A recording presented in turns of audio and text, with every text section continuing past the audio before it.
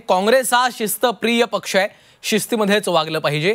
पक्षापेक्षा मोठं समजणाऱ्यांना इथं स्थान नाही आणि कुणी धमकावलं तर घरात घुसून मारू। बंडखोरांना काँग्रेस नेते नाना पटोले यांनी हा दम दिलाय। काँग्रेस पक्ष कुणीही संपवू शकलेलं नाही असं देखील त्यांनी म्हटलेलं आहे। तर आगामी निवडणुकीमध्ये काँग्रेसचा तिरंगा फडकवल्याशिवाय राहणार नाही असं देखील त्यांनी निर्धार व्यक्त केला आहे। जातीच्या नावानं निवडणुका लढायला गेलो आपला झाला सरकारला, त्यामुळे काय समीकरण ठरवायचे कसे ठरवायचे सभेमध्ये नाही त्याच्याबरोबर आपण निर्णय आणि जे काही आता कालपर्यंत झालं ते कालपर्यंत आता उद्या होता कामा नये। कोणी कोणाला फोन लावून डॉक्टर मी सगळ्यांना सांगून ठेवलेलं थोडं मिळालं आणि काही झालं त्याच्या खराब दोन मान पक्षामध्ये एक शिस्त असली पाहिजे आणि पक्षामध्ये शिस्तीने वागलं पाहिजे।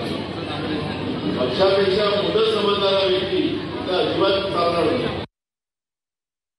नाना पटोले काय बोलले त्यांच्या पक्षाचा प्रश्न आहे, पण मात्र आम्ही कार्यकर्त्याला हे सांगितलं आहे भंडाऱ्यामध्ये आणि नागपूरमध्ये काल मी 5 बैठक घेतल्या की नेत्यांच्या निवडणुकीमध्ये एखाद्या वेळी कार्यकर्त्यांनी कमी जास्त केलं चालतं, पण कार्यकर्त्यांच्या निवडणुकीमध्ये कोणी बंडखोरी करू नका।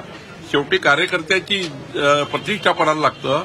त्यामुळे कालही मी बजावलं पक्षाच्या बैठकीमध्ये की नेत्यांच्या निवडणुकीत तुम्ही एखाद्या वेळी तुम्हाला उमेदवार नाही पटलं, तुम्ही नाही काम केलं, आमचं काही म्हणणं नाही।